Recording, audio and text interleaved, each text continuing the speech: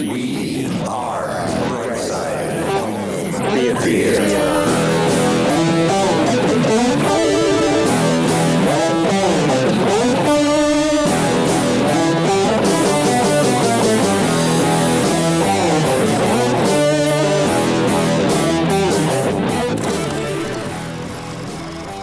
Hey, home theater nerds, welcome to the Brightside Home Theater Podcast, the home theater podcast that's all about the experiences, the sights, the sounds,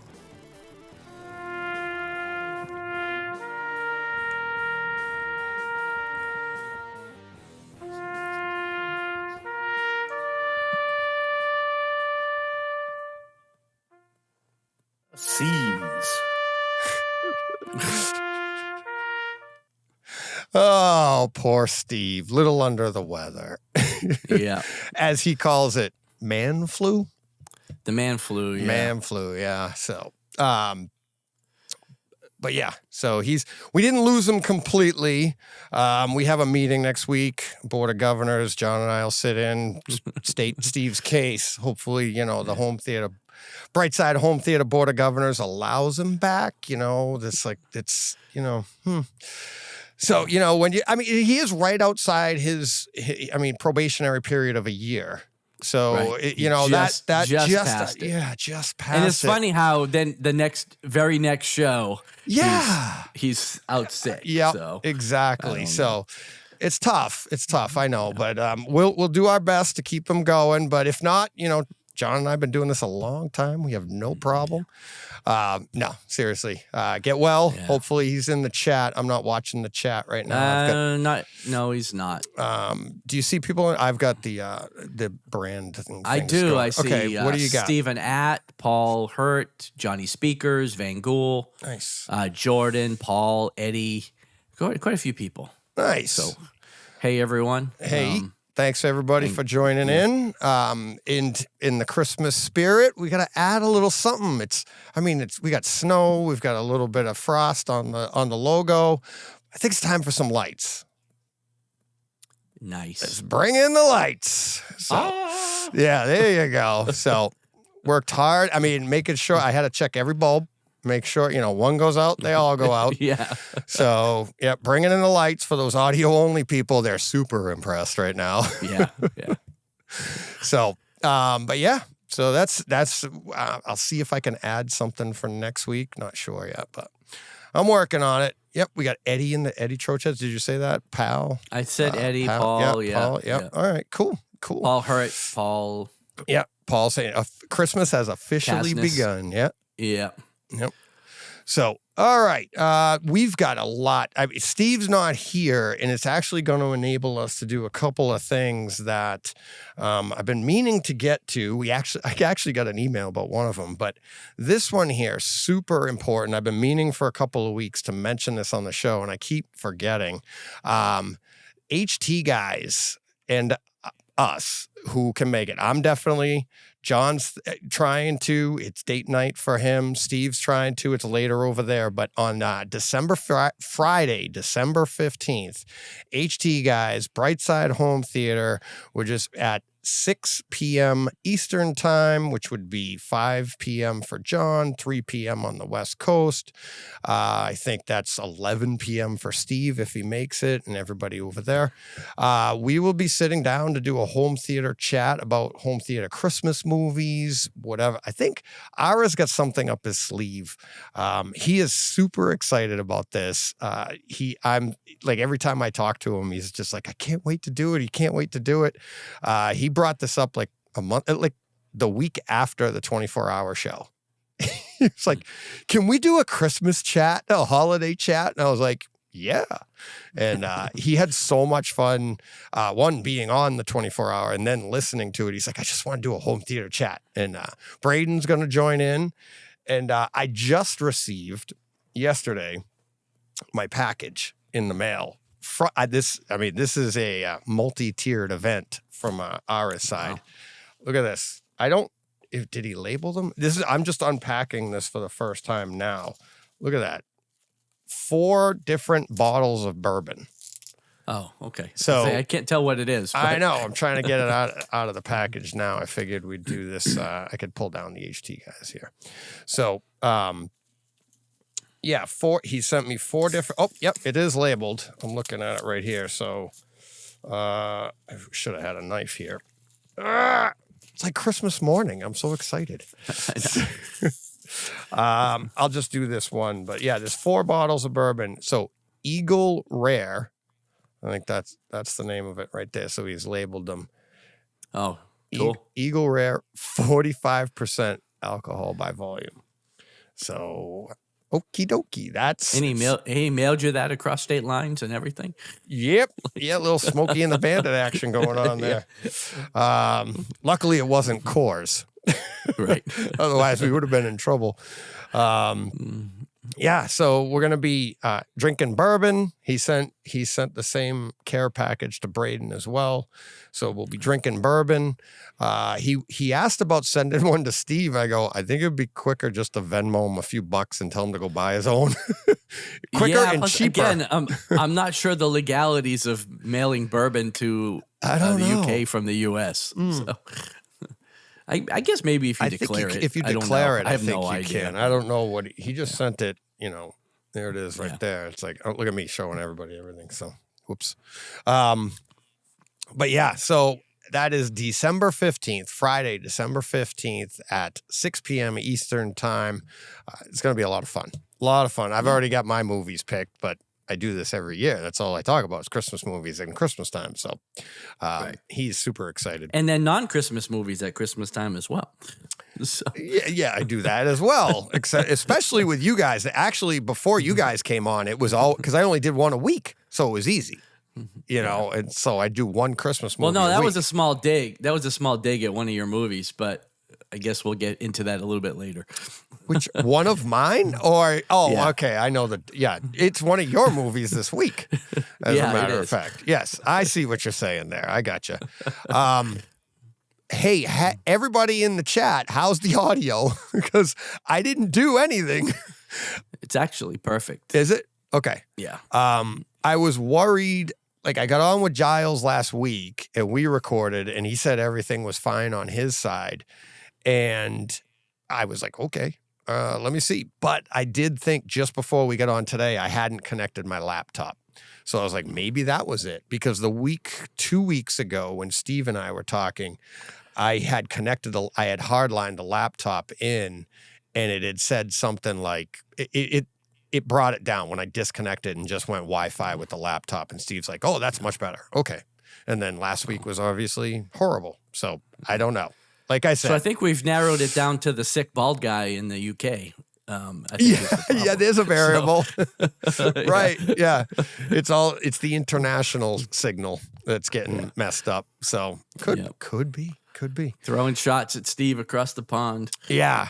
Yeah. So quick little message. I had a great Brightside home theater experience over the weekend. I went and visited a Brightside listener.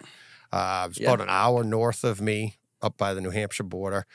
Marcel and his wife, Sarah. And I say Marcel and his wife, Sarah, because they are both super passionate about home theater. It was unusual. Yes, it was unusual, but it was awesome. We had so much fun. We come in and they have a living room set up like yours. I'm trying to get Marcel on, so I'm not going to talk about all his gear because one reason I don't really remember off the top of my head, and two, it's like I want him to be like we're going to have him on for a Takeover Tuesday, and it was so funny. I'm leaving. I was there for like 2.5 hours, something like that. And we did some tweaking. We had some fun. We did some, and we'll talk about it when I get him on here for a Takeover Tuesday. But I'm leaving. I'm telling him, I'm like, oh, yeah, I got to get you on for a Takeover Tuesday. And he's all, I don't know. He's like, I don't talk very much. Hello. Yeah, you don't need to. Hello. You just really got to show up. You really just got to show up and just say, let things bounce off you. Let the words bounce off you. Yeah. Well, maybe his wife will come on then. That's right? I said. I'm like, both of yous come on. I said because she was like asking questions. He's asking questions. We're looking and like, how does this sound? What is this? I mean, I redesigned their room off the top of my head.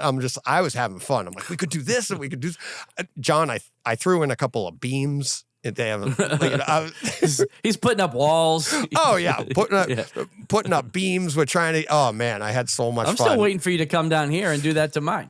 Well, I did. I was there, but it's Yeah, it was a completely different setup then. Right. Though. Yeah, I know. So, but I did. I talked about your theater when I was there because he has a living room theater, and so. It's their first home. They're young and really just getting into it. And they're like, we've never seen another home theater. So we want to know what we got. And I'm like, you got a really nice home theater here. But they've got some room to grow too. So it's really exciting. We're going to be helping them out with that. Like I said, we did some tweaking and stuff. So I'm thinking maybe in about a month, we'll have them on, see how they like the tweaks and stuff. And then we'll do a takeover Tuesday, and then I'll go back and, redo a few things and we'll keep the progress going. But a lot of fun. So got another email. I got an email. Typically we don't read these because I save these for the end of the month, but this one Van Gool sent in, and I wanted it. I think it needs to be here front and center on this show, as well as I'm going to read it with the Takeover Tuesday at the end of the month too. But it says, "Hello guys, Van Gool here. I want to say why I like your podcast. You have a home theater in your basement, or DJ, you have a home theater in your basement. John has a short throw projector in his living room, and Steve has an OLED in his theater room. Everyone has a different setup and will experience the same movie differently. No two theaters are the same because of the room and the gear. I'm a Patreon member because I relate to you three and enjoy each other's opinions on movies. I've bought movies I might not have because of Brightside. Keep up the good work, Van Gool." So thanks, Van Gool. Thank you. And I also have bought movies I wouldn't have because of the bright side. I can't say I have. No, because you just buy everything. I would have, because even before this, I would have been like, "Oh wow, Evil Dead Rise sounds pretty good." If it just comes across your screen, you're buying it. So. Yeah. So, but yeah, and that's what I do. I love doing the show by myself, but I mean, if life didn't get in the way and make me have to adapt to my surroundings and my circumstances and bring you guys on, this show wouldn't be what it was. So everything happens for a reason, right? And it's like, I got so overwhelmed, I need help. Boom, look at what we get. We get help. That's going to come up later, by the way. And then it just by accident, you see that we each have the different version of a theater. I mean, I couldn't have planned this out if I sent out a casting call. Right? Like, all right, who's got the best theater? And it's just like, you and I growing up and even just getting into this when we're 18 years old, like, who knew? Right. So. And if I'm not mistaken, is Steve's a garage? Or am I remembering that wrong? Yeah. So, he's got a garage conversion. Yep. So you've got a basement, I've got a living room. So really like three different theaters. We come at it three different ways. Like, I'm the 100% DIY. Steve's the 100% tell me when it's done. And you're the guy in the middle. Like, you love to tinker. You could, but now you're like, I'll just have somebody do it. But if I can do also it. just like my time more. Yeah, exactly. Exactly. And then our opinions on the movies too. It's better. It is fun when we all agree on something, and that's how you'll be like, okay, this has got to be good if they're all agreeing. But even if it's it's usually going to be 2-1 in one way or the other, right? And it's still going to be. How many people have bought movies out there and it's just been 2-1? And maybe it was the one person liked it, but you're like, you know what? I think like him, so maybe I'll get it. I'm not going to. It doesn't matter. It's like, and that's the thing, is that none of us care. Nobody cares one way or the other if you like it or not. And we just have a good time with it. So, and like, Steve's smart, but then you have us two, and like, so we're nobodies, but we all have opinions, and we like what we like. So, we're all bringing a different level of intelligence to the show. Right. So there's that. Let me see. I have another email. I forgot to highlight it here. Where did it go? this one here, and I was going to save this just for the Takeover Tuesday, but because Steve dropped out, he's not feeling well today. I wanted to read this because we'll go through it right now, and we'll actually do this because we do have some time here.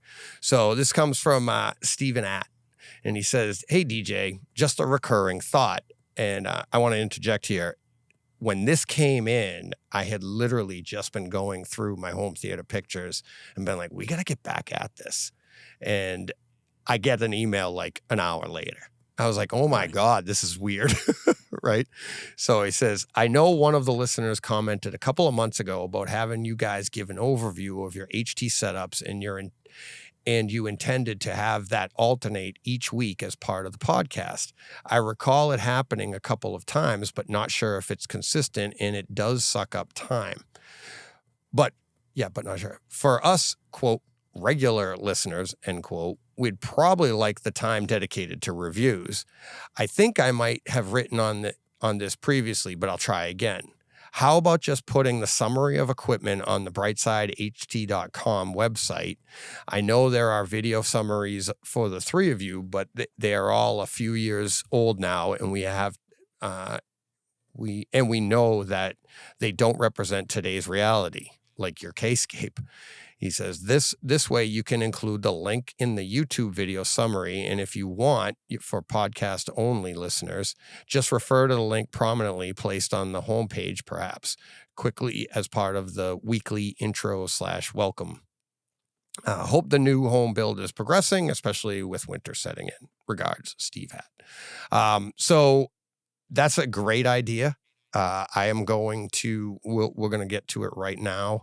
I will bring up my pictures for my theater, and then we'll go through that. And I am thinking I'm going to be able to edit this, make a video out of it, and then I can share that as a YouTube video. Then we'll do the same thing with you, John, if you send me a bunch of pictures or whatever we have, and I'll make this video, or I'll make these images for the show, and then we can just scroll through them and we'll go from there. So let's get to it right now. And it's like, we'll bring this up and we'll start with, what do we always start with?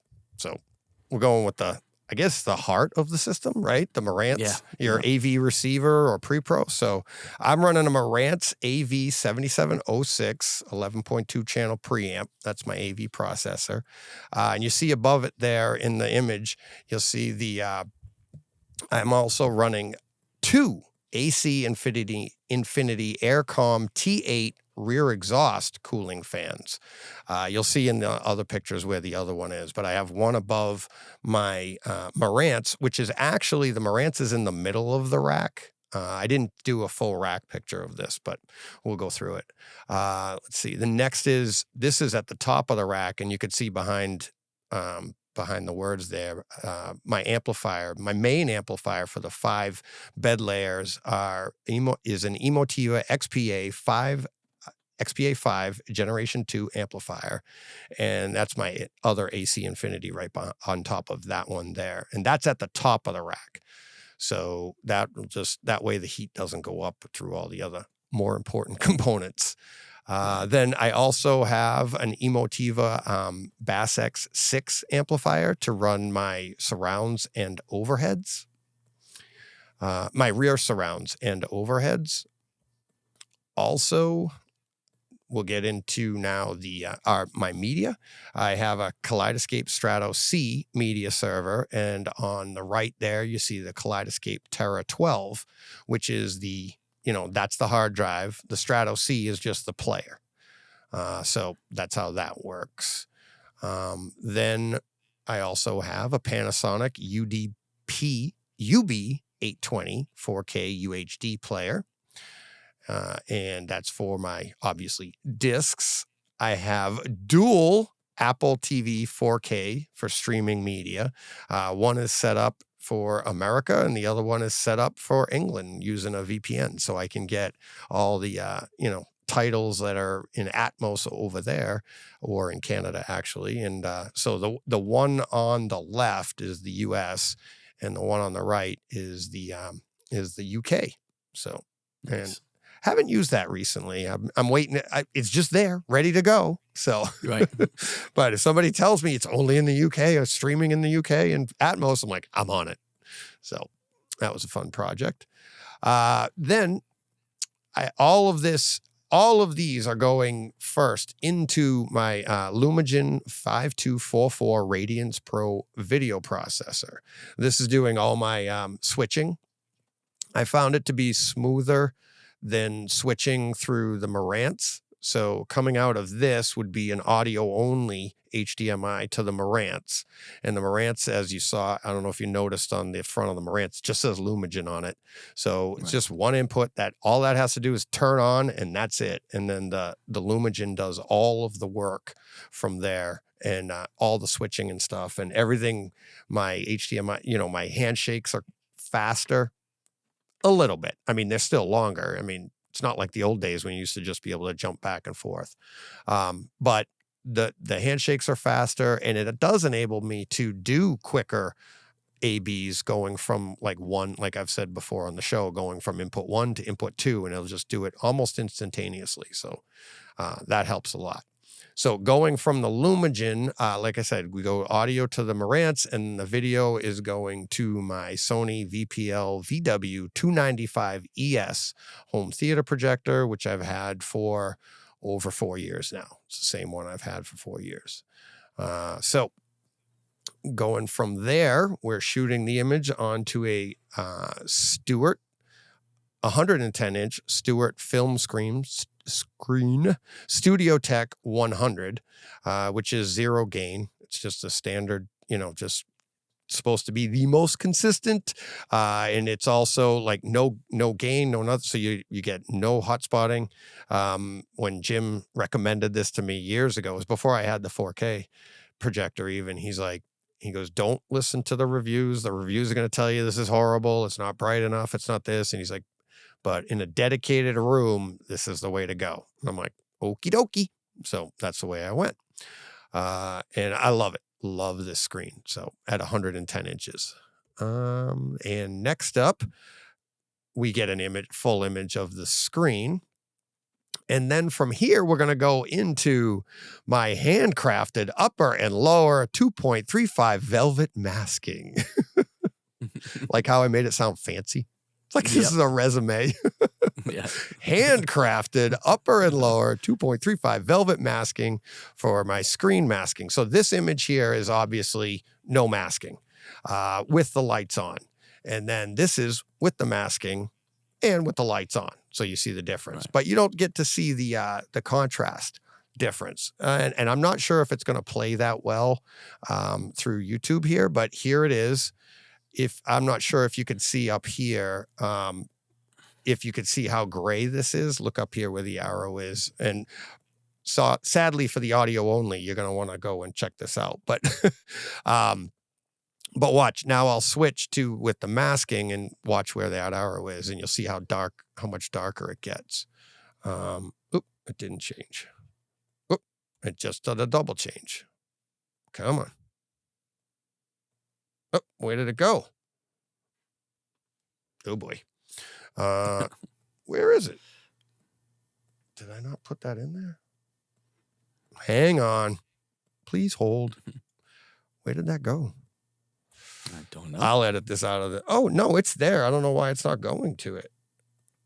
That's weird. It's there. It's there. It's there. Do. Oh, isn't this fun? It is. See, people want this stuff. And I tried to do it, but like I said, this will get edited out of that, but it's not necessarily going to get edited out of here because you're going to have to live through it. Right side home theaters. Where did that one go? Masking 1, 2, 4. Okay, there it is.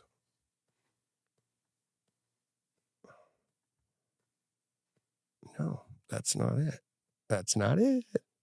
Yeah, that's weird. I'll have to add that back in because for some reason it's not showing up. Or maybe it is, and that's 3. Oh, well. We'll get it. but you'll have to trust me on that. It does work.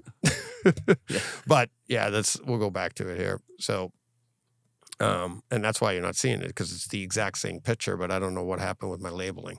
So that does get darker up there, and you would see the difference. So, all right. Sorry about that. Nothing goes smoothly. We tried in rehearsal. It worked perfect then. It did. Yeah. All right. So getting to the speakers. So this is the image on the left side, but there you go with the speaker cloth taken away. So you can see it's a SVS Ultra bookshelf for my left and right front speakers. And you can see that's all of that 2-inch stuffing all the way around it. I just filled that cavity with that. So that's built exactly for those, so I can put the speakers in there, but it goes deep and it's all enclosed. Basically, it's like, backer boxes for my front channels. And then this is my center channel, which is an SVS Ultra Center, obviously, and dual SVS PB2000s. Let me pull down that. Oh, I can't pull down that brand. Actually, yes, I can. Let's see. I'll pull on all that. So there goes the Christmassy stuff. But yes, dual SVS PB2000s. I'll go, and that's what it looks like with the speaker grill cloth away. And like you said, like you can see, I just stuffed that around the sub. It's stapled all the way across the front wall like that behind the speaker grill cloth. And then in the back of the room, and this is about 2.5 feet, 2 feet away from my rear chair where I sit, prime sitting position. So that's the other SVS PB2000 in the back of the room. Then all 4 surrounds are SVS Prime bookshelves, and that's just an image of one of them. That's my right surround, I believe. Yes, it is my right surround. In the ceiling, John, familiar to you? They are same ones I have. Yep. The 4 Yamaha NS IC800 2-way in-ceiling speakers. Basically like a car speaker, isn't it? Yeah. Pretty much. And those work great. I have never had a problem with them. They sound great. No. It's just Atmos, so you're just trying to get some sound up there and to direct your attention. Love those. And then on all 3 first reflection points, I put up 2-inch recycled denim, whatever. But I bought these back in 2001 before the room was even done. I bought boxes of them and they were fairly cheap. And they literally took jeans, and you could get them at the time in different colors. They weren't super expensive. I think I bought all of them for like $200 back then. Right. And they came in 2x4 panels, and I cut them in half to do these designs. And it's basically, that's the one that's on the, you'll see right there, that's the one that's on the ceiling. So it kind of looks like a stealth bomber coming at you. Right. But they're on both sides of the rooms and on the overheads. And then in the back of the room, I did this when I did the projector, because the new 4K projector had more weight. So I had to take that wall down and mount that shelf. You can't really see it there, but that shelf had to be mounted to the foundation. So I took that whole wall down and took the opportunity to rebuild the wall out. And it's 6 inches deep, and it's 6 inches of insulation covered by speaker cloth. And then because of the I still have the studs there, so I was able to put up those shelves, and that's where all my, little knickknacks and stuff are. So right. that was the biggest sound improvement when it comes to, room treatments. That's where I really noticed, like, all of a sudden, like I mentioned in The Dark Knight, it's like, oh, wow, I can understand everything in this now, because it's just, the clarity of your center channel once I was able to do that, and the bass, this is what enabled me to get to reference level. Before I did this, I was listening at 75 dB, which is -10. If I pushed it to 80, I'd be like, ooh, that was too loud. And, but once I did this, big difference. And now I go to 85, and in the room, it doesn't feel as loud as what 80 felt like without this, right? It was, although outside the room, different story. Jen's upstairs going, furniture's moving. Oh, yeah. So lights are dancing across the floor. yeah, exactly.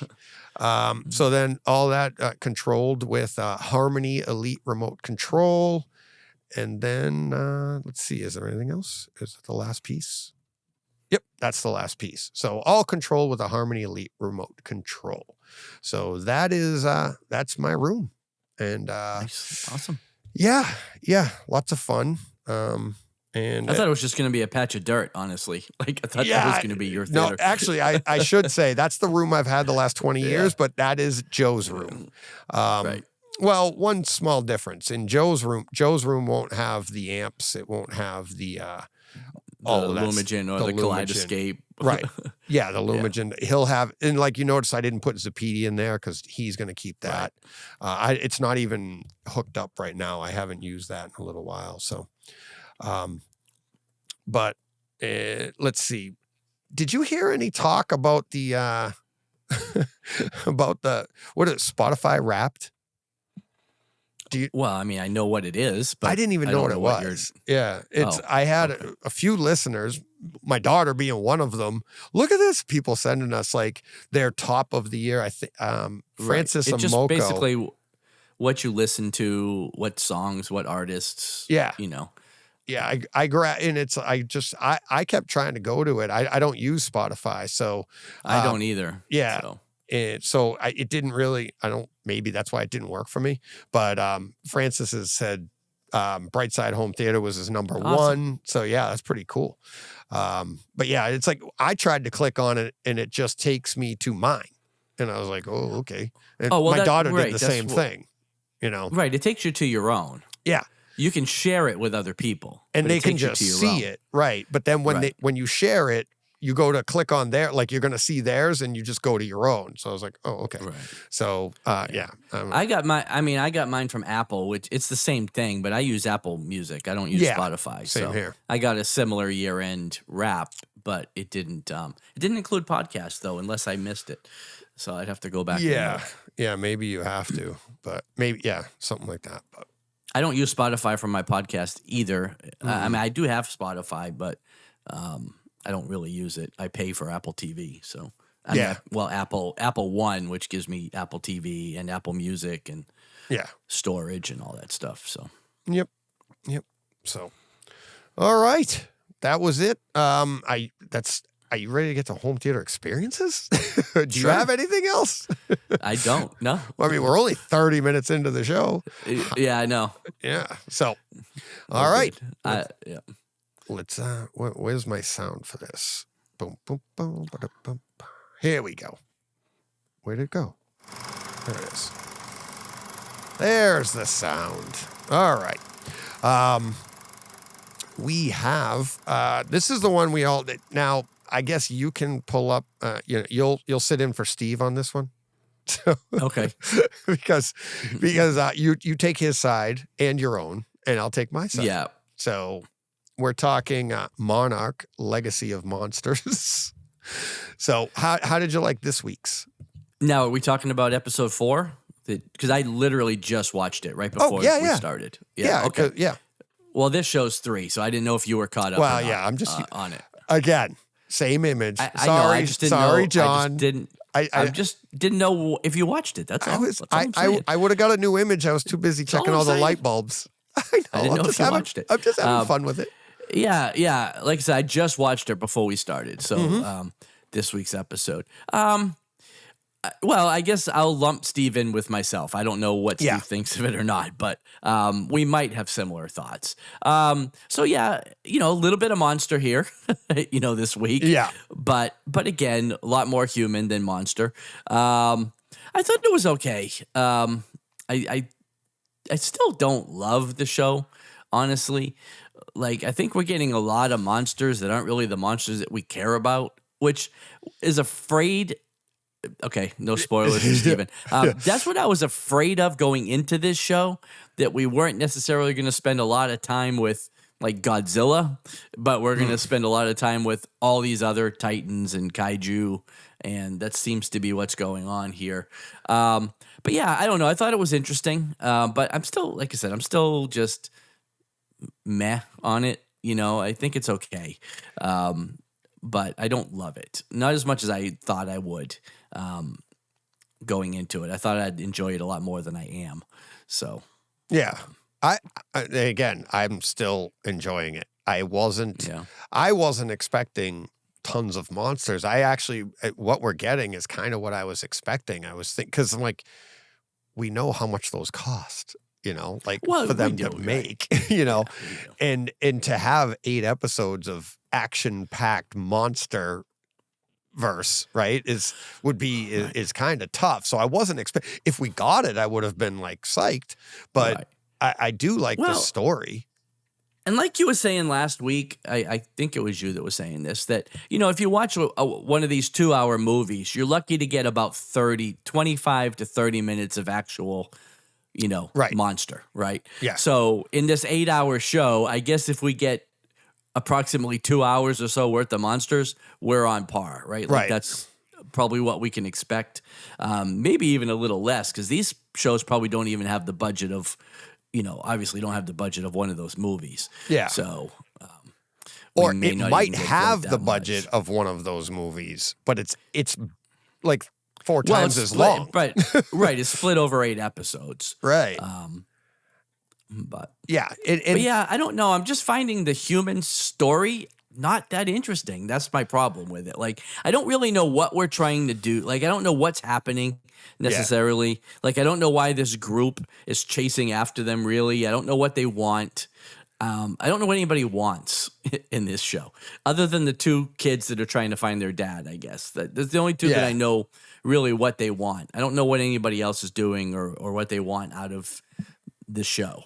And maybe I'm just not following it close enough. I don't know, but I don't feel like I know what anybody's doing, So I would I kind of feel like it's all character development of these characters, and it's supposed to be more than one season, isn't it? I would think so. Yeah, Apple's not like Netflix. Like, they don't go into anything with one season planned, I don't think. Right. I think they're hoping to get multiple seasons out of this. Yeah. So. Yeah, and I would actually say, like, when you mentioned before that you get maybe 20 to 30 minutes of monsters in a typical 2-hour feature, I would say it'd be less. Like, you might get 20 to 30 minutes of monster scenes, but actual monster on screen is probably closer to 10 to 15, because then you had and what I mean by that is, like, when we're watching a scene, like, think of what was the one where he destroyed, the battle destroyed Fenway Park, right? And they were in Boston. I think that was it was with the first one, right? All the monsters. King of the Monsters. Wasn't it King of the Monsters? Yeah. So think of that scene. Go back and watch that. I mean, that's a 20-minute scene, right?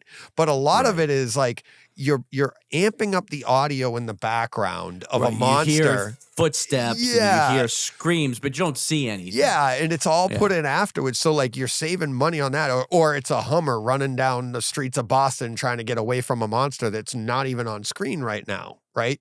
So for that, then take that entire scene and then block out how many minutes, seconds a monster is on screen. And now how do you do that in an 8-episode series? Right. Fiscally, how do you manage that? It's hard. And I think they're doing a good job with it. I'm really enjoying it. And it's like, you're getting new monsters, you're getting new ideas. Like, they've been watching over this stuff. And so I guess if I was more compelled by the story they're telling, though, it wouldn't bother me as much. But at least so far, 4 episodes in, I'm assuming we're getting 8. It might only be 6. You never know. Oh, God, I'd be disappointed in that, because I'm like... Yeah, it's probably 8. But halfway through it, like I said, I don't really know what we want. Like, what any of these people want. Why are they trying to get this guy's briefcase, his what do they want out of it? Like, Right. as far as I know, we're living in a world now where these monsters are established things. Everybody knows to Right. the point where they even have like Godzilla evacuation routes planned and things like that. So Yeah. like That was in so it's episode 1, not- I think, right? Where Yeah, they showed the right. street So- signs. Yeah, so these are known. This is a known thing now. So I don't know what they're like. What are they trying to hide, or what are they trying to discover? Like, I don't know what they want. Right. And I So- guess that's what bothers me. Let me ask you this, a little tangent here. Say we lived in a universe that had these monsters, and all of a Okay. sudden Godzilla comes out and is like, he shows up and he, goes to Tokyo, destroys Tokyo. And then like in that monsterverse, there goes Fenway Park, like I mentioned earlier, right? And all of this stuff. And they all come out of the ocean. Why are people still living on the ocean? Yeah, It's right. like, wouldn't you be like, pack the I- U-Haul, let's get Yeah. to Indiana. I'd be out of Hawaii. I wouldn't be on any Yes. cruise. I wouldn't be on a cruise. I wouldn't be. No. Yeah. Yeah. So Yeah, I hear you. so I'm Same reason why they went back into Amity Bay, right, for Jaws 2. right. You Well, know? to be fair though, I mean, we do have sharks in our universe now, and people Right. do get bitten by them. But it's like you're more apt to be struck by lightning. More people are struck by lightning every year than bitten by sharks. But yet, and everybody You could goes probably out. say and- the same for one of these monsters, though, right? Like, well, I don't know. It ocean's- destroyed a city. right, but the ocean is vast, right? Right. Like, the chances that they're going to pop up right where you are, is the same as a shark being there, right? Or getting struck, like you said, Yeah. getting struck by Yeah. lightning. So you're just rolling the dice. Right. But yeah, I'd be living as close, as furthest inland as I could, Could. right? Yeah. I'd be landlocked. Yeah. Problem is, those like 10 states in the U.S. would be like Packed. the property value. Yeah, everybody would be living there. You wouldn't be able to afford Yeah. to buy a house for $1 million. Oh, But beachfront property would be cheap. dirt So, cheap. Yep. yeah, You couldn't, no insurance. We're not You're right. insuring you. yeah. You just rolling the dice, man. If your house goes down, it goes down. Probably be me in Just it. buy the one next door. It's cheap too. So, Bought the whole block. yeah. So here we go. And home theater wise, I thought it was really good too. I mean, it was playing good. out This really well. episode was good. Spoiler free, but obviously we did have some kaiju sighting, and Yeah. there was the requisite amount of Yeah. booms and bass rumbling. Yeah, So- we got in the chat, we got Jordan saying, I'm personally still enjoying Monarch. Let's see, we got the monsters is not the issue. The show, it's a little weak from Eddie Trochez. And I agree. Yep. I agree, Eddie. Yep. Let's see, this one, this is Dom saying Godzilla X Kong trailer looked nice. Looking forward to the 4K.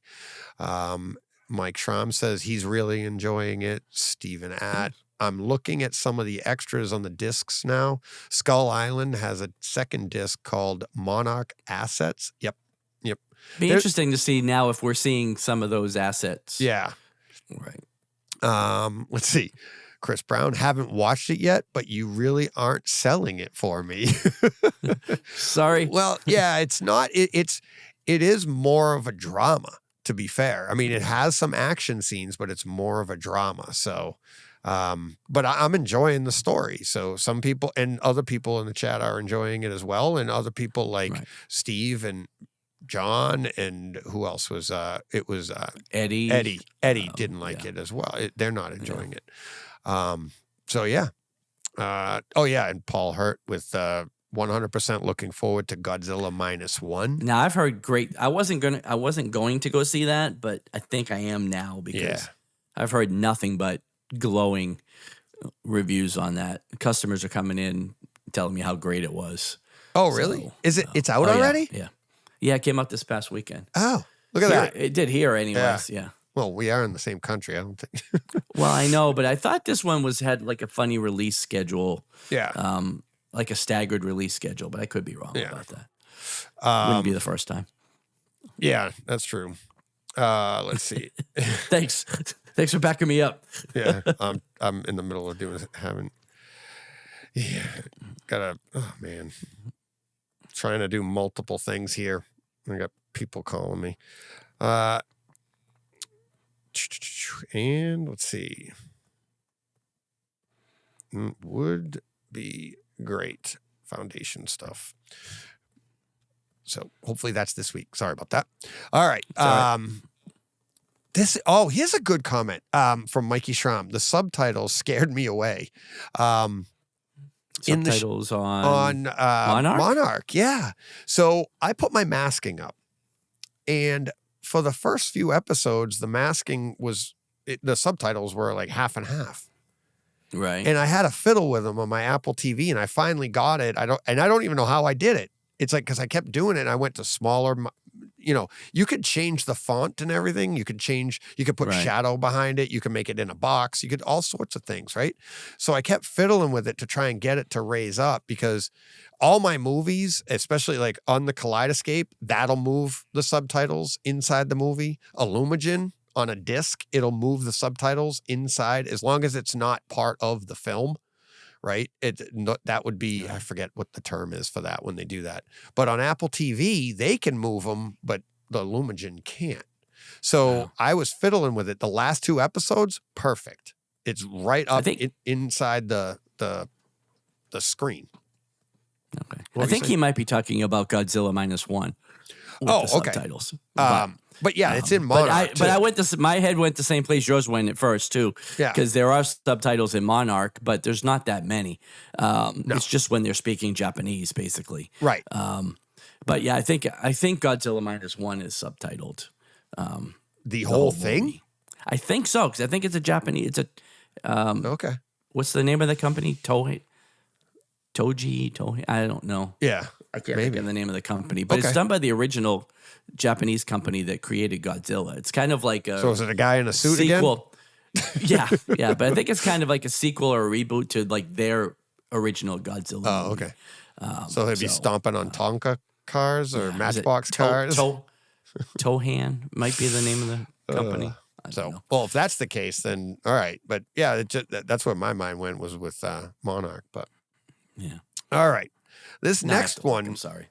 You have to look. Yeah. Go ahead. I have to look though. All right. I just got it. So this next one we have coming up is, oops, wrong one. There we go. This is a tangent of a home theater experience. So a movie that we will talk about next week, but I had this image from my side of it. So it's Violent Night. We'll talk about next week. Steve has it I watched it as well.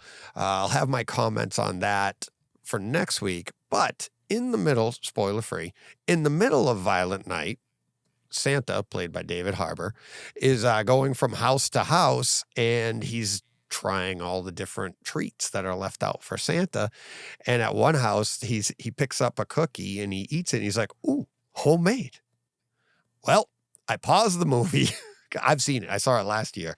I paused the movie, ran to the store, got all the ingredients to make homemade sugar cookies, got the frosting, I got the sprinkles, and my wife comes home, and I had a bunch of them already in the oven. So we were practicing how to make snowmen, as you could see there, and wreaths and everything. And we made a whole bunch of sugar cookies. She came in, she was all excited because you see in the background there, I got the fire going nice and warm, cozy. We got the decorations up, and now the house smells like sugar cookies, and it's not a Yankee Candle sugar cookie. It's actual sugar cookies. So she was like, dropped her bags and like, let's go. And we started decorating all the cookies and stuff. But yeah, she goes, what made you think of this? And I was like, Violent Night. She was like, what? And so Meg and Greg happened to be over, and I have a bunch of pictures where they kept walking through. I'm like, I'm trying to get a picture for the show. I'm like, there's a home theater tie-in in this. So, yeah, so this was, hey, you never know where home theater is going to take you. But we're almost done with them now. I had to go to the store and buy more cookies today. Awesome. But, yeah, we got creative and had a lot of fun. So. Yeah, like I said, you never know where it's going to go. And we'll talk more about Violent Night next week. Inspiration Strikes, yep. Yep. I still haven't seen that. I need to watch it. You should see it before next week. See it 4K, Atmos. I'll try. It's yeah, I'll save my comments for them. I talked about it last week too, and it's one of Todd Anderson's favorite movies too. Well, I know Steve loves home it as theater. well. Yeah, and I was going to bring Todd in, waiting. but I'm like, I'll just wait for Steve because, like I did with a lot of my movies this week. So, so all right, and I know Steve has this one for next week as well. But to me, this is one of those movies that it deserves to be talked about 3 weeks in a row. So why don't we just bring it up right now? Yeah. There So we obviously this was, this is First Blood, the 4K disc. This was sparked by you watching it last week.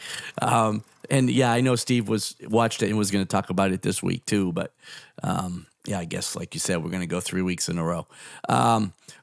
So this was the first time I've seen this on 4K disc. I've had the disc for quite a while. I hadn't seen this movie. Lydia and I were watching it, and I don't think we have seen this movie since we've been together. And so that's coming up on 24 years. So neither one of us have seen this movie for a long time. I probably saw it 15 times before that because I had the VHS disc, right, and watched it all the time. Yeah. I hadn't seen it in a long time. Did you have the laser disc? I don't think so. I think the last time I owned this was on VHS. And so, yeah, I thought the disc itself, I thought the video was really good. I thought the audio was a little underwhelming. It's the 80s DTS 5.1. Yeah, it just didn't but the next movie I'm going to talk about is from the same time period, and I felt completely different about the audio there. Yeah. But I found the audio a little underwhelming here, but it doesn't matter because this movie is just great. I forgot how good this movie was because, like I said, it's been a long time. Really enjoyed it. And yeah, I thought the 4K, I mean, it has a little grain, obviously. Yeah. But then also, like you've said more than once, I felt like the first couple of opening scenes felt a little grainy. And then as you settle into the movie, it just kind of goes away. Yeah. And then to me, I felt like it looked super crisp, super clear. I almost felt like the grain was gone. And I know it wasn't, but Right. But yeah, I thought the picture, like I said, I thought picture-wise, this looked really, really good for a movie that's 30 years old. At least 40. It's more than that, I think. Yeah, it's almost 40 years old. Yeah, it is 40. I think it's what was it? 81? Was it 80? 81, 82? I think it was 82. Steve's not here to double check for us. Yeah, to look. But yeah, I don't know what else there is to say about it. It's just a classic. I mean, it's a great movie. Like I said, I really, really liked it. But like I said, as far as the disc goes, like I said, I rate the video really high. I thought the audio was just mid, honestly. Like I just wasn't super impressed with the audio here. There's no big rumbles. It has explosions. There's there are a few explosions. Now the mine explosion, I thought was pretty good. Yeah, it looked good there too. Was definitely, there was fire. Definitely some bass there, some rumble, and that scene was a standout as far as that goes. But throughout the rest of the movie, even when there were a lot of machine guns and gunshots and things like that, I didn't feel like they had the punch that a newer release would have. But and like I said, some of these older movies are different, right? Because like I said, we're going to talk about another one where I felt the opposite with the sound. Right. And it's. See, what did you think of, like I mentioned last week, where they go at the beginning when they're going through the forest and they're trying to hunt him down and they're in, they've got their spread 50 feet apart and the spread and the white hats and stuff. And how did that look on your system? Like, did it look a little washed out like it had for me previous years? Or did you think the black levels were pretty good in the detail and stuff? I thought it was good. I didn't feel like anything was washed out really. Like I said, I thought the picture quality was really, really good on this. I thought it had good blacks. There's a lot of dark, there's some night scenes, there's some dark scenes, especially in the forest and in the cave. In the town. A lot of this stuff happens at night, and I thought the detail level was pretty good. Like I didn't have any issues with that at all. I wasn't specifically looking out for it. I didn't remember you saying that, but I think I would have noticed it if I felt that way, and I don't remember anything See, I remember kind of striking me like that. I remember for years wanting, and even before this projector, like this was one of those movies that the black levels just weren't there for me, and it was usually it was a the fault of the display, right? Of my earlier projectors, they couldn't do the contrast as well, especially those very dark scenes, like when they're going through the forest where you have the brighter background. It just wasn't doing it as well. And I mean, I've seen this movie over and over, and it's like even those cave scenes when he's and he's lighting the torch and stuff. And this year, it's like I said, I'm like, one, it's, I got glasses this year, but that doesn't change. My glasses aren't going to make the black contrast. level. Yeah. But I do think that we've had a couple of big tweaks this year to the updates to the Lumagen, and I'm wondering if it's actually enabling it to give you an even better experience. And it was on a movie like this where it can really pay off, and those dark scenes, and to be able to see the gradation and the light and all the different little details when they are there on that big screen like that at 110 inches. It was, I noticed a substantial difference over what I've noticed year you had before. Kaleidescape and Lumagen last Christmas, right? Yeah. So So you're thinking it's just updates to the Lumagen software itself. Okay. Yeah, I know we've had a few, like we had one recently. Or tweaks. You didn't change bulbs, or you didn't get a new bulb, or get any. Well, I didn't change anything. I did get a new bulb, but I typically do my bulb in August, September, so it would have been relatively the same last year as it was this year. Okay. You know what I mean? I do it once a year, and it takes me about 2,000 hours a year. And but we did have a substantial update a few months ago on the Lumagen on HDR processing and everything. So it's like I installed it and I was like, okay. But on most of the modern movies, I'll bet that you're like, what are you going to see? I'm like, Thor: Love and Thunder, it's super dynamic anyways. What are you going to see? It would take a movie like this to really be like, and it's something that I saw before, and I was like, I know that when I watch these scenes, I'd always wished, and I thought it was the stock, where this is what it was. And now that I'm seeing, I'm like, oh my God. I'm like, man, it's really good. Now, I'm not saying that what I saw is like Thor: Love and Thunder. I'm just saying I noticed some enhanced detail there. So I can't wait to hear what Steve thought, because he's on a display. He's on an OLED. Yeah. So he's on a calibrated OLED. So So that'll be nice to get what he said. So we got Jordan in the chat. Absolutely love First Blood. I'd be surprised. I want to hear from somebody that hates this movie. It's like, how? And I'm not saying you can't, but but it is and it's a classic. I think Steve was talking about it last week. Like, this was where he's still human, right? Because starting with Rambo, he's a superhero, right? But like in this movie, you actually felt like he might not come out of this, Well, the book. I know you didn't read it, but he doesn't survive in the book. I haven't read it, but I know. Right. And I do know that. But and it's funny because I read the first book, I read the second book, which was based off of, we're making another one. So he was David Morrell wrote the second book, and in the preface of the second book, he's like, well, I killed him or something like that. He goes, he didn't survive my book, but he did in the movie. So here we go. And I started to read the third book, and I was like, this is awful, because it was like word for word identical to the movie. And there was no extra. Like, I know even in the second book, there was a lot of extra like exposition of like every time, like if he crossed an open field, it wasn't like Rambo crossed an open field. It was what he was thinking and what he like. So there was a lot more to it. It wasn't a script. It was It was very well done. Story. Yeah. Not as good as the first book, but a fun story to read, especially after having seen the movie. Let's see. Carl in the chat saying we actually rewatched this via the Kaleidescape over the summer, and then said all the Rambo films via Kaleidescape. Actually, it's like, see, I'm like, I'll do this one, and I'll do Rambo First Blood Part 2. And then after that, it's just like every now and then I'll pop in on one of them. But those are the two main ones. It did prompt me to want to pick up the rest of, because I don't have the others. Lydia right away, was like, "Oh, do we have the next one?" I said, "No." I mean, we could have streamed it, but we were. I think she'd I had be my double feature disappointed. plan that you knew about, anyways. Yeah. But yeah, like I said, they're completely different movies after the first one. Genres.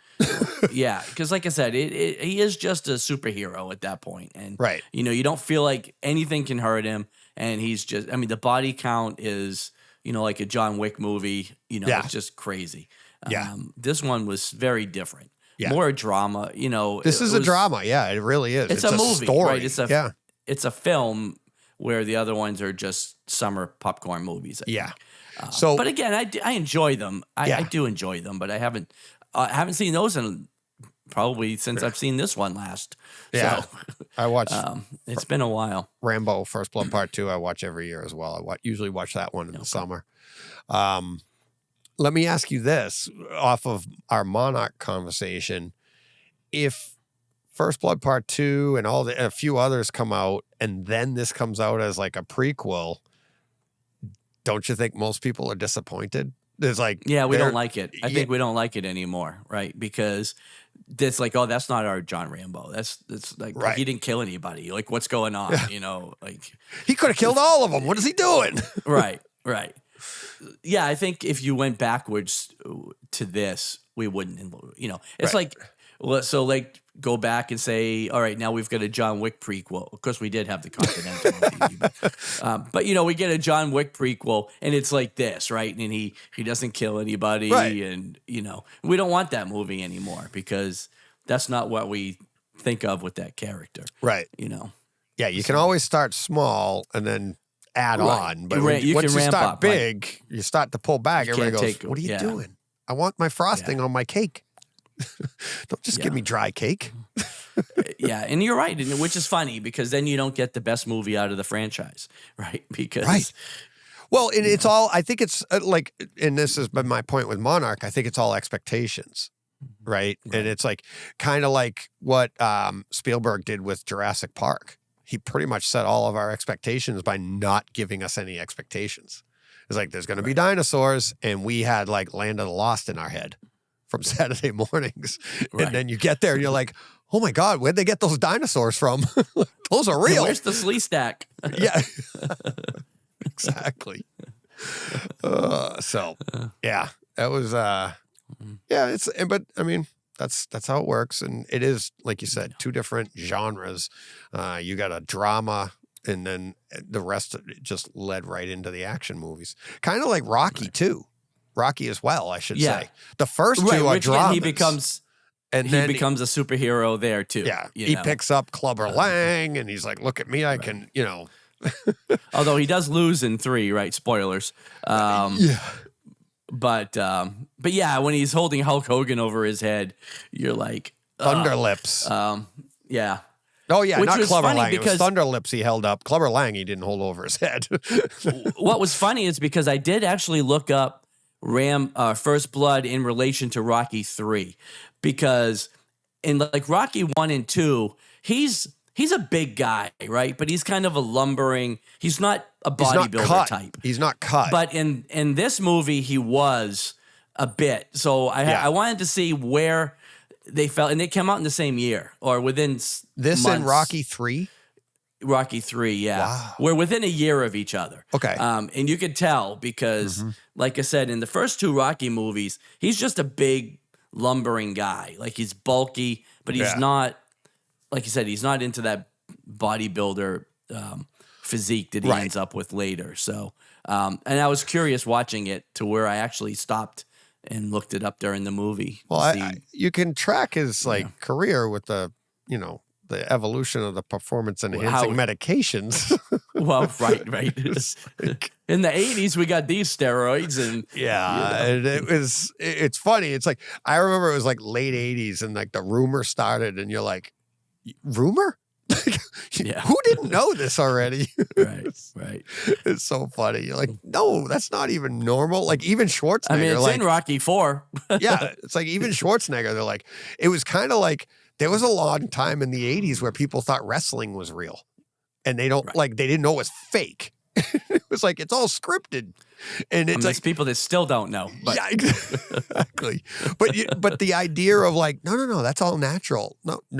No, they actually have a natural Mr. Olympia version, and then you have the, go to town Mr. Olympia version now. Right. So, but yeah, that's a whole other tangent. Yeah. Let's see. We got Eric Ridley. Is he new?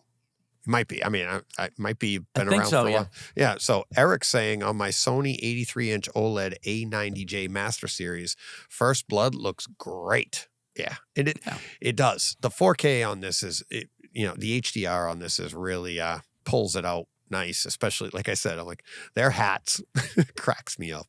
Yeah. It's cracked me up since the 80s. I was like, what the? Yeah. I'm like, it's like, I forgot that. Now I can't remember his name. The redhead. What's his name? CSI guy. yeah, yeah, and yeah. NYPD Blue. But anyway, I forgot he was in It'll this be movie. in the And I chat. was like, Yeah. oh my God, that's NYPD Blue guy. Yeah. And it's David Caruso. David Caruso, yeah. Did somebody say I forgot he was in that movie. No, I good for you. remembered it. Look at you. Yeah. Yeah, and he doesn't do the annoying voice that he did in CSI. No, he doesn't whip off his sunglasses. This isn't good. Galt's dead. So, yeah. Yep, there you go. Mikey Schramm's got it. Caruso. Yeah. David Caruso. Yeah. Yep. Yeah, he was. All right. You ready for this next one? It's the holidays. So we're gonna continue after First Blood with our holiday spirit here. Nice. Guardians of the Galaxy Holiday Special. I had to take this I was hoping to get that in today, It's so but I didn't have time. I definitely want to see it again. I will say I love this. I love what they did with this. I love that it actually plays into the story. Like it adds to the story and it plays out in Guardians 3. You find out there's if you haven't seen it yet, I don't want to spoil it for anybody, but there are a few nuggets in there that,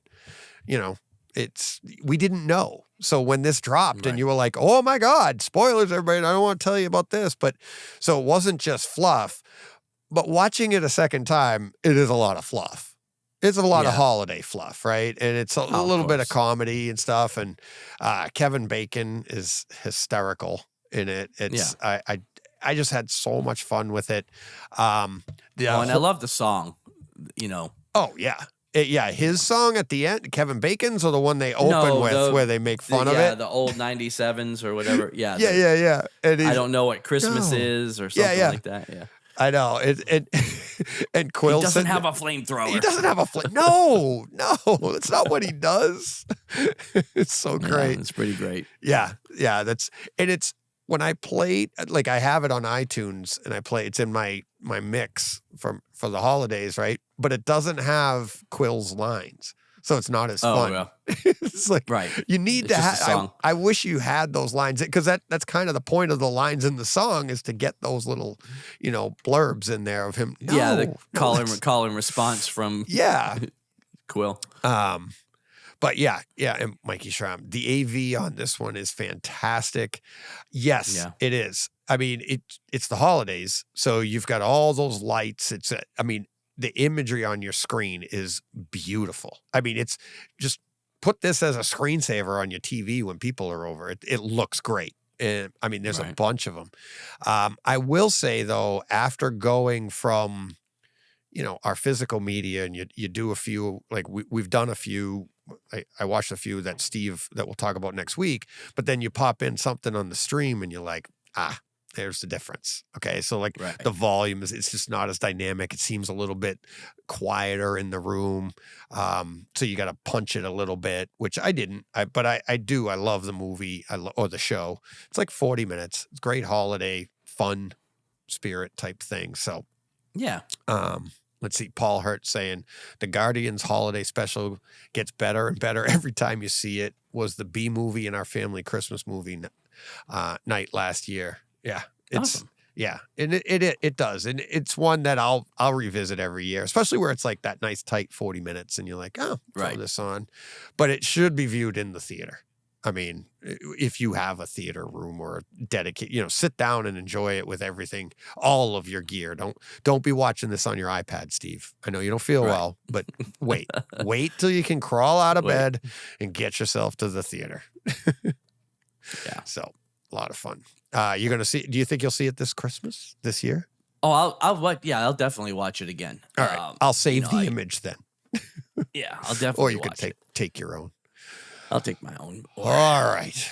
I was going to make this next one the show title, but it's coming up later, so I'm not going to make it a show title, and I'm sure we'll have plenty to discuss. But this one of my literal all-time favorite movies, one of my all-time favorite holiday movies, which I don't know if it was you that it bothered first or I just loved it that way, but that's just a bonus to me. So for anybody that doesn't know what we're talking about, we'll bring this on. Yeah, so this is the non-Christmas classic Die Hard. Watched on 4K disc this week. Another movie I hadn't seen in a while. Now, this one doesn't go back 24 years. I've definitely seen it since then. Oh, I just realized how bad that picture was. You didn't notice that? Did you notice? Because No. you just said it's for your version here. When I talk, I'll put all the Christmas back. But for you, we're going non-Christmassy here. Doesn't that seem? Yeah. Doesn't the screen seem boring now when you take all the graphics off? Yeah. Yeah, that's a bad picture. But yeah, so Die Hard on 4K disc. Like I said, first time I've watched the disc. Another one that I've had for a while. I don't watch this every Christmas like DJ because I don't think it's a Christmas movie. But this is an awesome movie. Again, not telling anybody anything they don't know here with this, right? Like everybody watching or listening to us has seen Die Hard. But in contrast to First Blood, now this movie is a few years newer than First Blood. This one came out in 88, I think, right? Yes. First Blood was 82. So, I mean, Came it is out on not my quite birthday. as old. July Did 12th, it? 1988. Yeah. Oh, awesome. Yeah. Awesome.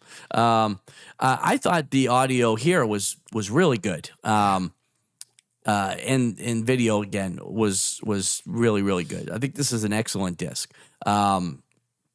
Lots of explosions. I mean, that scene where they break the glass, they're shooting up the glass. I actually had to turn it down. I was like, this is just too much. Like, it is like, I was like, I can't do it. I can't handle it. I have to turn it down a little bit. I cranked it back up after the scene was done.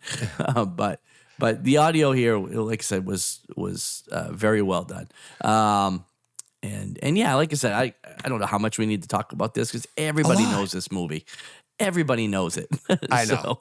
I know. So what do you want to say about it? Like, I know you watch it every single year. So I can't wait to watch it this year. I was going to cheat and watch it for this show too, but I'm really, really looking forward to this year's viewing. Because one, we got that tweak. So after First Blood and seeing the difference, but like Joe and I talked, I think it was a couple of years ago. I think the first year with the Lumigen, that scene when they're outside, like the camera's looking at you and like all the cops have just shown up and you've got, what's his name? Sheriff or whatever, who he was in Johnny Be Good. He was the principal or whatever. And he was. Yeah. I can't remember his name. I don't remember his name, but him and like from Breakfast Club. Yeah. But the lights and the way that all the lights flashing and blinking all around you and stuff, and the detail that you were getting out of that, and the audio for that as well, listening to them on the screen, listening to them talk, and hearing other people in the backgrounds, like you could hear other cops going. There's just every time I watch this, there's just so much to pull out of it. And sometimes it's a case of like you get a tweak or something in your system or you upgrade a piece. But other times it's like, all right, I've seen this so many times. I know this scene. So you're not paying. I know to not listen for that. But now I hear this piece. You know, you'll hear 'cause something you're looking- different. Yeah. Like I do with I Star haven't seen Wars. it that many times. Yeah. Not like you. Again, this was one of those ones that when I had the VHS, I watched wore it out. multiple times. Yeah. Yeah. But since we've had, I don't even think I had the Blu-ray. Like, since Really? I've gotten the 4K disc. Yeah. I just haven't watched this movie in a long time. It's such an iconic movie, though.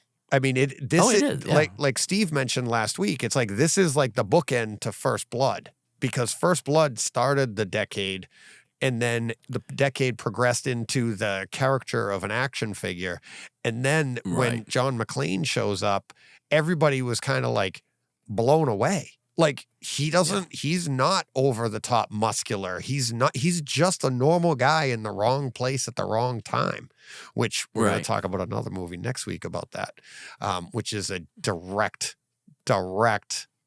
rip-off, not rip-off, but a lot of movies copied this, but this is a direct version of this series. Oh yeah. So we'll talk about it next week. But yeah, it made me realize how much I miss Alan Rickman. Yes. It's such a great performance. Because this might have been the first time I remember him. Like, I don't know if I knew of him prior to this movie. No. And such a great performance. Like, he is so good in this. And then, what a loss with him, because he was great in everything. But I think this is where we all became aware of him. Yeah. See, what I liked about it, I mean, everybody will go to Harry Potter, and he was in Harry Potter. But But to me, it's Dogma. That too. That's where I go. Yeah. But what I liked about Galaxy Quest was it was the reverse of a like serious type role. Right. Like it was like this role here, he's, it's a great role. He nails it. And I don't want to say it's a serious role. It is an action movie, but he does such a good job with it. But in Galaxy Quest, it's just like he's just totally making fun of the character, that person, and it plays out, like his makeup. Remember, it's like heads peeling off and everything. Yeah, it was so good. Another one I need to revisit. Yeah. Haven't seen in quite a while. That's a good one. Yeah. Yeah. Let's see. What do we got? Yep. Oh, that song. Yes. Die Hard is a Christmas movie. Not. It's not, Paul. Yeah. I think it is. It takes place. It's like, so. All right. Here's the thing. Give me your side. The thing. If you strip Christmas out of this movie, right, it is the same movie. Okay. It can be any office party. It can be any reason for them to gather in this building, and you have the exact same movie. Yep. To me, a Christmas movie is a movie where if you strip Christmas out, it doesn't work anymore. It's not a Christmas movie. This movie does not center or revolve around the fact that it's Christmas. It could be any time. It could be a 4th of July party that they're going to. You know what I mean? And this is the same movie. That's why, to me, it's not a Christmas movie. So I'm open to your retort. The best part is I'm like, you and I could script this because we've done this. Right, because we've done this before. But so allow me to retort. Okay. So is Home Alone a Christmas movie? I don't know. I don't think so. I'd have to go back and think about Home Alone, but it's the same thing. It's like It doesn't revolve around Christmas. So they go on a trip at Christmas, and they lose the kid at Christmas. But they could have gone to France in July. And you'd still have Home Alone. So I would say Home Alone is not a Christmas movie. I got to go back to our tapes and see what you said before. I don't remember what I said before, but I would say by my own logic, I would say no, it's not. I would say it's not a Christmas movie. Yeah, exactly. And it's like, this is so much fun. Here we go. So we've got Van Gool says takes place on Christmas Eve. We got Paul. But it doesn't matter. No. Just let me get through the chat. We're just having fun here. No, I know. It doesn't matter. It says, does it feel like Christmas when I watch it? Yes. Therefore, it's a Christmas movie. That's All right. Paul Hurt. Eric says, is Gremlins a Christmas movie? No. I mean, these are just movies that take place in December. Greg Just says like it's you- a Christmas party. It's a Christmas party taking place. Yep. And it's so Right, but it doesn't have to be one. here you go. It doesn't have to be a Christmas party. I see John's point, but it's a Christmas movie. And it's like, I see John's point too, but there's a lot of Christmas movies that are Christmas movies Like you've that don't told have me to that- be, that could take place any other time. You've told me that First Blood is a Christmas movie because there's Christmas lights in the town. Takes when place he's at Christmas. blowing it up. Yeah. Right, but it's not a Christmas movie. Sure it is. Like, If it's but not. here's the thing. It's like, if you think it is, then it is. If you don't, Well, then it right. isn't. Again, Right. right. This is, I'm not going to die on this hill because I don't really care. But According to the I chat, just- you're dying on the hill. No, I just don't. I don't know. Like to me, Greg. Christmas has to be central Okay. to the theme of the movie for it to be a Christmas movie. I love Greg. Like, That's- they had gift wrapping. It's like I love all the little details. They had gift Well, wrapping. of course, yes. I'll give you that. There was lights. There was presents. It was They were singing Christmas Christmas Eve. songs. Right. I understand all of that. Right. But it's just that was just the surroundings All of right. when it takes place. Right. It doesn't matter to the movie. It does, At kind of, because all. the story was like, we can do this at Christmas Eve because nobody would be in the building, but there would be a party there. So you would be Yeah, able but to. it could have been. We No, just no, no, closed no. a big But- deal party, and Right, but how do you you know? But do they know? The people outside the building know they just closed a big deal and nobody else is in the building. So it would be easy access, right? It'd be an easy entry, easy exit. But you would have all the primary people you need to unlock the vault in the building for the Christmas party, right? That doesn't happen on the 4th of July. On the 4th of July, you're in your backyard grilling.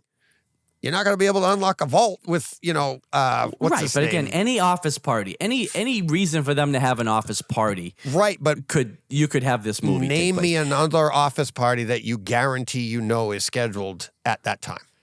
Hans Gruber would know because he does his research. Well, He knew the money was there. well, So- yeah, in a vault. It's like saying I know the money's at the bank. That's yeah. It's Anyway, great yeah. disc. It sounds awesome. So yeah. So Paul. Oh no. See, these things are coming in so fast. I can't even. I know. I can't even I'm hit not 'em. even looking at him. Greg. So by that logic, Office Christmas Party is not a Christmas movie. I don't know. I've never seen Office Christmas Party. I'm But- guessing it's a Christmas movie because it's a Christmas But- party. But if it's in the title, I would say it's a Christmas movie. I don't know. Right. Let's see, Paul. Groundhog Day is a Christmas movie, and it's not even vaguely set at Christmas, but it snows and there are sweaters. See? There you go. Now he's- okay, we officially have trolls. Yeah. Oh man, this is good. Now, Brockstar bringing us back down. Titanic 4K is out on Kaleidescape today. Good vibes, face bluey, smiling. I thought the disc came Not out a today, Christmas too. movie. It did. It all did. Yeah. Yeah. Not Yeah. a Christmas movie. No, that's not a Christmas. It's cold. I was going to say they were cold, so it They must be were a Christmas cold. movie. Yeah. So There was ice in it. it's a So. fun. Joe Joe- Titanic? Hetzel is Unhinged, a Christmas movie. I don't even think that takes place at Christmas, does it? I don't think I so. don't remember. Which one was Unhinged? Unhinged was with Russell Crowe. Oh, yeah. Yeah. I don't know. Yeah. Must have had We'll have something to ask Christmas our in buddy it, but- Carl. Yeah. Yeah. Candy cane scissors. Oh, okay. Prometheus takes place at Christmas as well. There's a Christmas tree in the background and numerous Must be a scenes. Christmas movie. Yeah. Well, and that's why, I honestly, no kidding. I know First Blood isn't a Christmas movie, but that's when I Right. schedule it because it does take place at Christmas, and that's when I decide to watch it. So I consider it a Christmas movie, much like Lethal Weapon. I consider a Christmas movie. It opens selling Christmas trees. It takes place at Christmas. So, yeah. All right. All right. And But she could have nosedived out of that building on the 4th of July too, and the movie would still be the same. Yes, she could have, but he wouldn't have been selling Christmas trees. You just wouldn't have Jingle Bell Rock going on while she was falling. Yeah. So, but your image, Steve commented on that. well, he did, but I was looking at it on my phone, so it looks clear on my phone. Yeah. He was like, "What's that? The 3D version?" Yeah. Well, he must have been moved. The problem is these are moving backgrounds. Okay. And so trying to snap a picture of a moving screen is tough. Yeah. You know. You know what I've done for that? Take a video of it and then still shot the video. Pause the video and idea. still shot it. Yeah. The phones I'll do that next pretty time. good with that. So but yeah. So all right. Now, I'm interested to hear about this because I heard this was not good. Well, it depends on who you are. It depends on the mood you're in. I'll be truthful. So tell us about it. I'll be truthful. Yeah. But yeah, so we'll get to this one. This is our last one for this week. But it's let's bring it up. The Amazon original Candy Cane Lane. Welcome back, Eddie Murphy. His latest on his, we've got Beverly Hills Cop 4 coming, I think, and he's been doing some other stuff too, but Candy Cane Lane on Amazon. It is in 4K HDR with Dolby Atmos. I'll talk about the movie first. Jen and I had a blast. We really liked it. It is PG, believe it or not. It is PG. But if you want to, Eddie Murphy doesn't like to do our stuff anymore. No. It is PG. Sit down with your little grandchildren. Sit down with your kids, anybody, and watch the ages go. I got that reference. There are so many double entendres and innuendos in this. It is funny. It is. We were cracking up. I was like, did you see Jen's sitting over? She loved the movie because at one point I was like, are you not liking this? She goes, no, I really like it. But I'm like rolling. And she's like, because I'm like, how did they get that in there in a PG movie? There are so many fun lines, but it is corny as heck. Yeah. It is like in the first 10 or 15 minutes, you're going to be like, this is ridiculous. But as the movie plays out, and like I mentioned earlier, it couldn't have been, and this is, I'll tell you right up front why this like struck me hard is he's like a Eddie Murphy plays like a Clark Griswold, loves to decorate the house, loves to do everything. That's me, right? But there's also an aspect to this where he just loves to do everything himself. That's me, right? And the way that goes on and the kids, how they react to him, his wife and everybody. And there comes a time in the movie where he has to ask for help. And I'm like, Jen and I are sitting there going, is this not timely? Because like everything I'm doing with the house, they're like, even my own sister is like, let us help you. I'm not, I don't want to bother people, right? But that's what this movie is about. And it's like at the holidays, like, it's about family, it's about this, it's about that. But that's why, it spoke to me hard like that because it was like, all right, I'll ask for help, okay? But if you can get to that part and you see that part of it, you'll feel better at the end of the movie. But it's just not, no Oscars are given out here. It's not, it's just, it's a hokey, fun, family type movie, Eddie Murphy style. And it's great. I had so much fun with it. And the home theater part of it, the image is beautiful. It has so much like we were talking about with the Guardians of the Galaxy holiday special. There's so much to take in here. I want to watch this again, but it's not the tight 40 minutes. It's 2 hours long. But it is fun. It is a lot of fun. And there's so much stuff in the background. There's so much stuff to see. It's a beautiful, beautiful image. Take this in your system, with your full system. Again, Steve, not with your iPad. And but the audio on it too, I had a couple of bass rumbles in there from my my remote. It actually clicked on. There's some good, great music in this as it plays out. The score is really good. It's not really an action movie, but there is action. It is some ridiculous action, but it is pretty funny. But it's a great surround sound experience. Stuff going overhead. I didn't write anything down. We were just having so much fun, but I was like, oh, wow. That's really cool. I'm looking around, pulling a Franklin, looking around the room.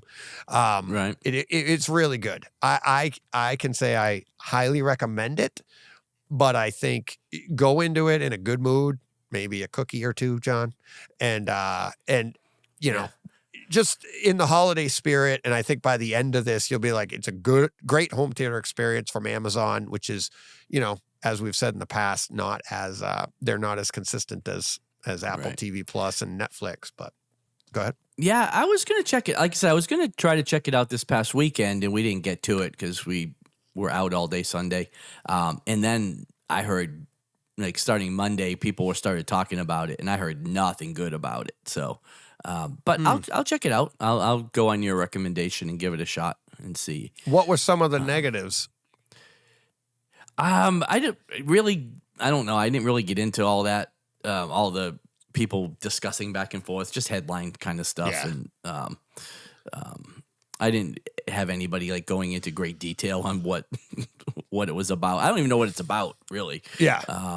I just knew, like I said, I knew it was coming out this weekend, and I was going to try to watch it Sunday, but we didn't get to it. And then, like I said, you know, I think Ralph was talking about it on the podcast Monday or Tuesday, and different people in the Facebook groups were just, you know, they just put like Candy Cane Lane with thumbs down. You know, it's just people doing stuff, you know what I mean?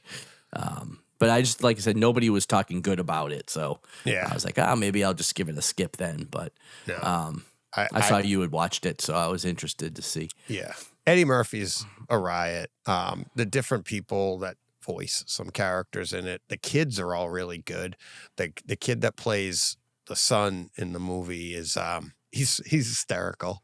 It's like, I don't want to spoil it for you, but he's so funny. It's like there's just pay attention to the lines. Like I said, it's like there's a lot of double entendres and innuendo stuff in there that I'm like, when you know, like you find out, you're like, this is G or PG. I'm sorry, I think it's just PG, not PG-13. It's just PG, and you're like, oh my God, they're just like, they go at some like innuendo really, really well. I mean, I love Eddie Murphy, so you know, I mean, I'd give it a try, like I said, just for that. Yeah.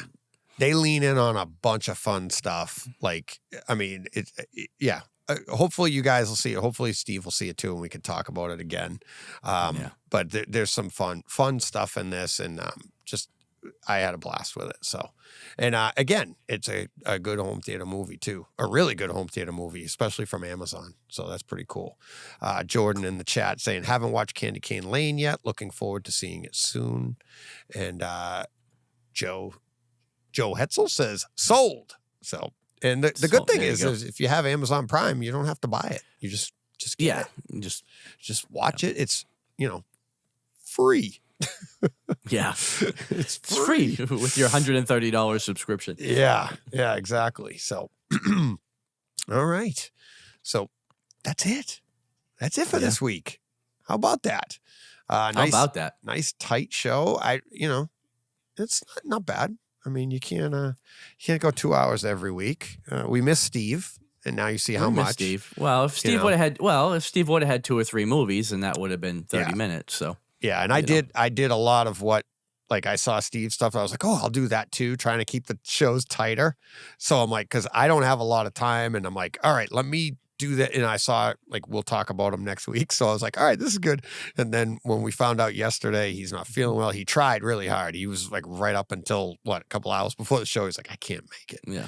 And we're like, no. And we kept telling him, like, don't worry about it. Don't worry about it. Man, I get it, because I was down 2 weeks ago. I felt terrible. Yeah. So I still can't stop coughing. It's been 2 weeks, you know. Yeah. So yeah, it's like, I mean, it lingers. It's lingered. So yeah. So, but yeah, take care of yourself, Steve. Come back soon. Because we don't want to,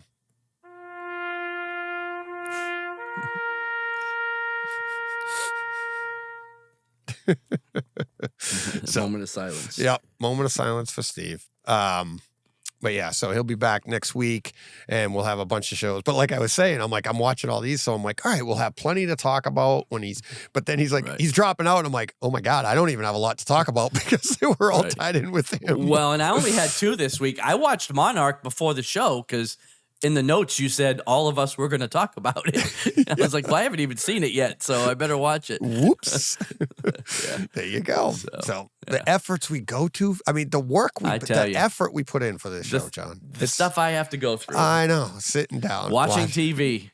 Yeah. Joe Hudson, did I miss Willy's Wonderland? I hope that's a movie. Yeah, I don't know what we're... Yeah. There's an innuendo for you. I don't know that we were talking about Willy's Wonderland. Nope, not this show. We weren't. Van Gool in the chat saying, good show. Thank you. We were sweating it there. No Steve to carry us. It's tough. Yeah. Paul, Just nice. us Thanks, DJ knuckleheads. John. Fun and rebuilt 2 subwoofers while I was listening. Nice. Awesome. You can rebuild 2 subwoofers in an hour and a half. All right. Yeah, that's good. Let's see. Steve nice show. No Steve, we're out of content and debates. Yep. So, all right. That'll do it for this week. We'll be back next week with Steve will have a bunch of shows. Next week's show will he's probably go watching stuff like crazy. Yeah. extra long. So, but yeah. Thank you, everybody. Thanks for the support. We got a Patreon Zoom chat tomorrow night, Wednesday. What's tomorrow? The 6th. So we'll be doing a 6th, Zoom. Yeah, we're doing a Zoom chat over there. Let me know in the chat. Let me know in the comments on Patreon if you'll be there because I might host it here or I might host it on Zoom. So we have that one. Thanks to everybody in the chat. Great chat. Kept us going. It was a lot more fun. Somebody drops out, we can add more from the chat. So we got so much going on here. And big difference, huh, John, from the old days? Yeah. It's like, oh, yeah. So much fun. So much fun. So thanks, everybody. Have a great week. Happy holidays to everybody. Just try to stay in the spirit. Hit that candy cane lane and all the other fun holiday movies. That's what I'm doing. And clearly John is too, because he took in Die Hard. So that's right. What are you going to do? And First Blood, two Christmas classics. Exactly. So thank you very much. Don't forget, December 15th, 6 p.m., we got the HT guys, Brightside Home Theater, more holiday movie talk. I will be bringing up Die Hard, amongst others, and First Blood. But we'll see what Braden and Ara have to offer as well, and hopefully John and Steve. If not, we get them every week anyways. So. You're really not missing much. So. All right. Thanks. Until next time, you know what you got to do. Go push play. What he said.